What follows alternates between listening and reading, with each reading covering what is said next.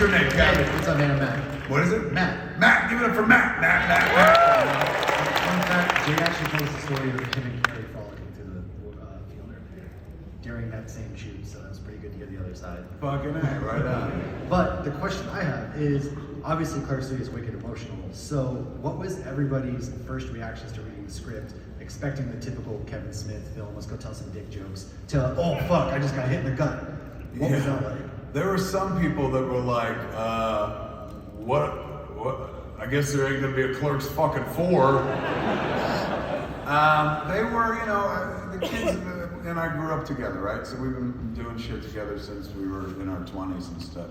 And, Clerks is me trying to be funny and clever, and all I'm interested in is making you laugh. By the time we get to Clerks 3, I've got 28, 29 years under my belt as a storyteller, and there's some shit I just can't do anymore. Not by virtue of the fact that I can't do it, I'm an old man, but like with Clerks, I could do shit like, hey man, snowballing. And people would be like, oh, that's fucking naughty. Where'd you hear that? And they pass it around and shit. I can't do that anymore because the internet exists. And before I can tell you about a thing, you've already heard about that fucking thing, and there's a subcategory on Pornhub for it. So that fucking sharp, arrow in my quiver, that's gone at this point. Everybody knows that shit and stuff. I mean, think about it. Clerks, one of the most authentic, earnest movies ever made. It's a comedy, don't get me wrong, but fuck, it's dripping with authenticity because the kid who made that movie was sitting like behind the camera, and he'd turn the camera off, and then he'd walk over to the register and ring somebody up and be like, thank you, come again. And then he'd go back to the fucking camera and continue making his movie about ringing people up at the register. He lived that fucking life. Boots on the ground retail, man. That's why like everybody who's ever had a job can identify with that fucking movie and stuff. If I were to truly sequelize Clerks today, I wouldn't have made Clerks 3. I wouldn't even made it at all. There's a guy who makes Clerks every fucking day, I think, on TikTok. He's the IKEA guy, got the mustache and shit. What's that fucker's name? Fucking brilliant. One of the funniest people I've ever seen in my life, and legit does Clerks better than I did Clerks in 1 minute. I took 93, 1 minute, and he gets the fucking point, man. It's fantastic. So if I was gonna do it, I would do that, and I wouldn't do it because he's doing that. So I can't give you the boots on the ground retail experience anymore. I don't work in retail. Thanks to Clerks, I haven't worked in retail in fucking 29 years.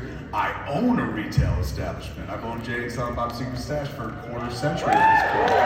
So the ethos is completely different. In fucking Clerks, Randall's like, man, this job would be great if we worked for the fucking customers. If I had an employee say, hey man, this job would be great if we worked for the fucking customers, I'd be like, you're fucking fired. So I can't make Clerks ever again. Like that time in my life is over because we made it, fucking it gave me all of this and shit. And then you get to something like Clerks 2, and I love Clerks 2, it's one of my favorite films I've ever made, but it's complete fucking artifice. It's all made up. Think about it. Clerks is literally my life with everybody's names changed. And sure, nobody fucked a dead guy in the bathroom. I threw that in, make it a movie. But generally speaking, the formula for that movie is just take my life and change names. Clerks 2, none of that shit ever happened to me. I never fucking worked in fast food. There was never a threat I was gonna move to Florida ever in my fucking life. And I've never, I'm sad to say, been to a donkey show. So all of that is just Dante and Randall fan fiction. That's me going like, I got money, what would they do now? You know what I'm saying? Years later, I get to make a Clerks 3, and then I remember like, well shit, if you're gonna end the way you started. Go back to the original formula. And don't get me wrong, I love Clerks 2, I ain't shitting on it, but it's a movie. Clerks is a film, Clerks 2 is a movie. It's full of movie tropes and 3 acts and all that shit. Clerks 3 plays more like a film, at least to me, because it's the closest I've gotten to that formula again. I just took my life and changed names and shit. So Randall had my heart attack. Dante and Randall make the movie that I made when I worked at that convenience store, and Dante and Randall still work at that very convenience store that I used to work at. So the whole movie has more authenticity to it than the second one does because it's still rooted in reality like the first one was.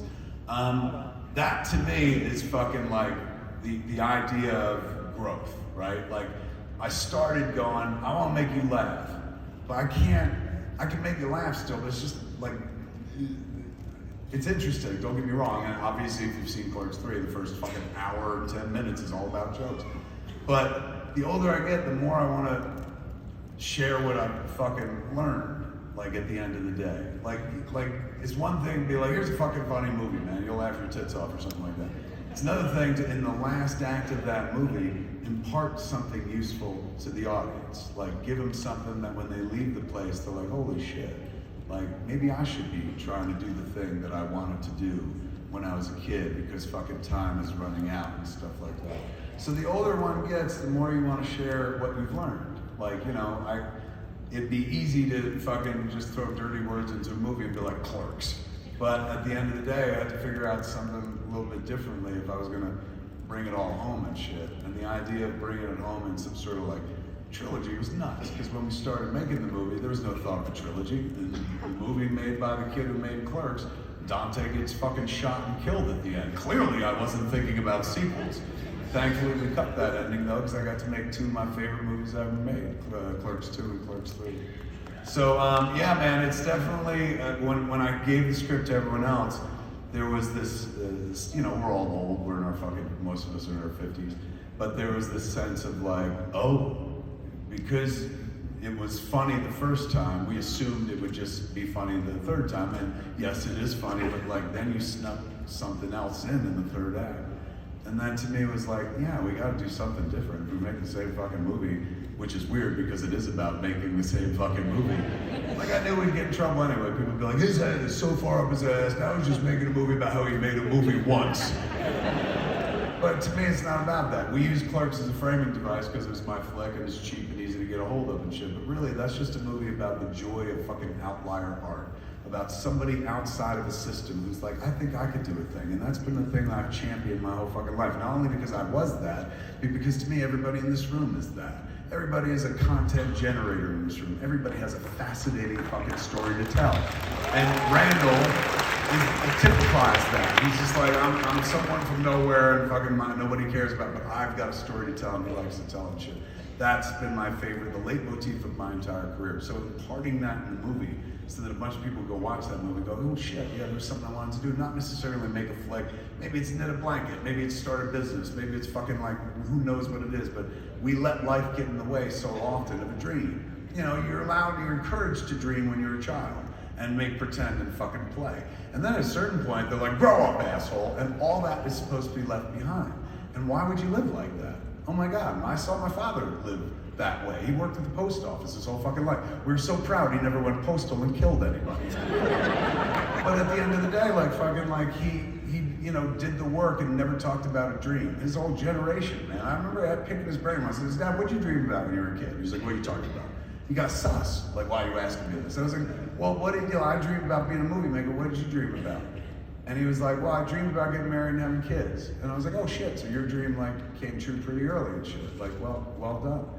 But like for me, it's, you know, I raised my kid differently. Fucking, I wanted my kid to feel like anything was possible, except flight without a jetpack.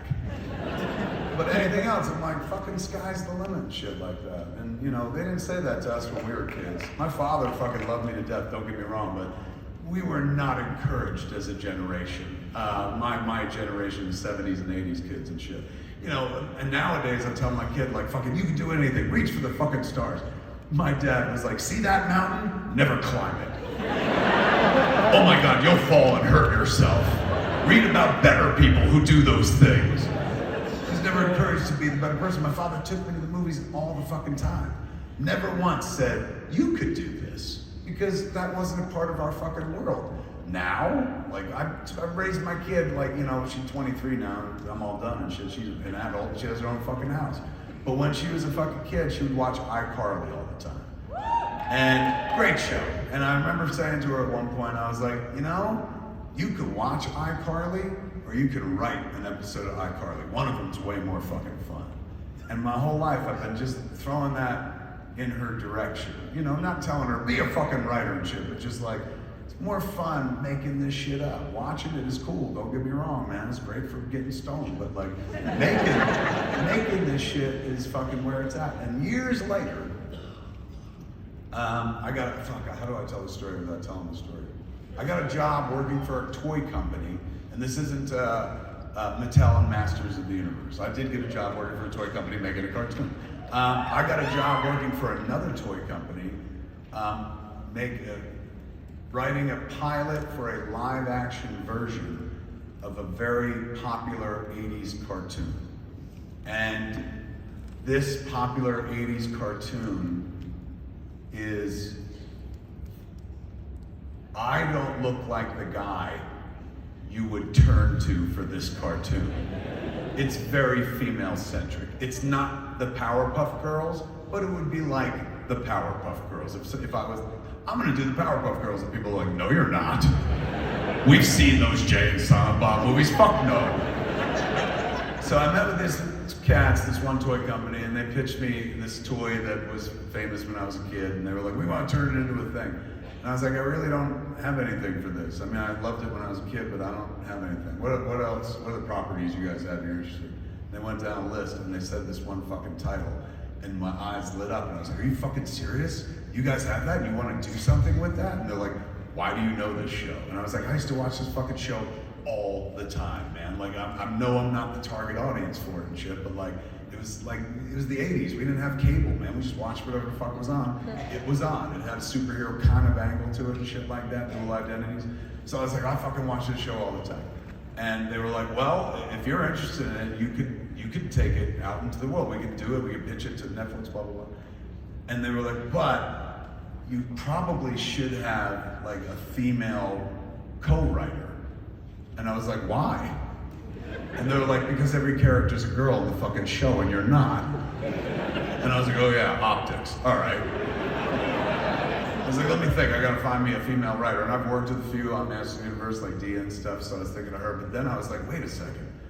I've been training a writer my whole life, and she lives downstairs. So I sauntered down to the kids' room when she was still living there. This was about 2 years ago. And I was like, a year and a half ago. And I was like, hey man, remember that this cartoon? And we got artwork for this cartoon that's been hanging in our house forever. Came from like a indie art show.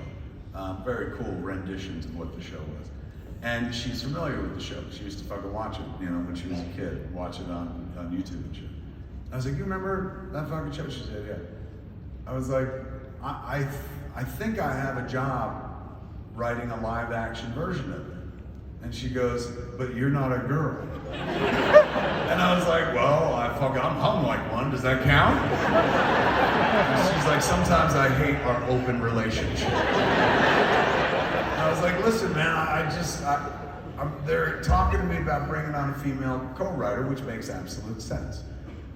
But I know you're not a writer, you know, by trade yet, but you want to write this thing with me? And she was just like, let me watch it again. She watched it and she was like, fuck yeah, I'd love to do it.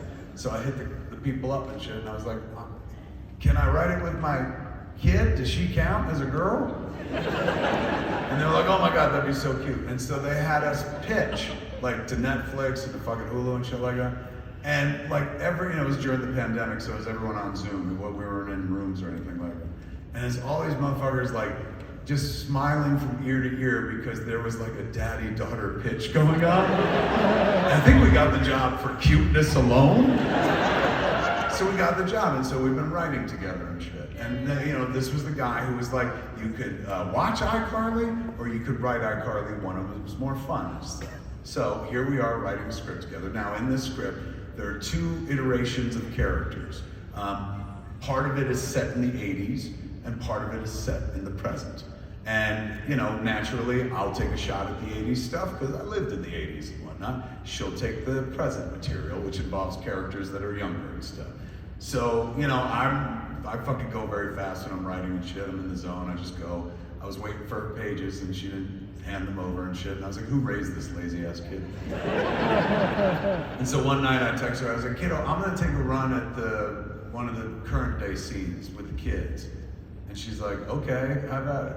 And so I wrote the scene, and I was very proud of it. I read it out loud. I was like, oh my God, this fucking rocks and shit. So I sent it to the kid, and I was like, here, man, what do you think? And the kid calls me up, She don't even text back. She calls. You know what it takes to get a 20-something to dial a fucking phone? She fucking called. I saw it and I was like, whoa, I answered. What's the matter? Are you okay? And she goes, Dad, no 20-somethings talk like this. I was like, what are you fucking talking about? I was like, not for nothing, but like, I am the king of 20-something dialogue.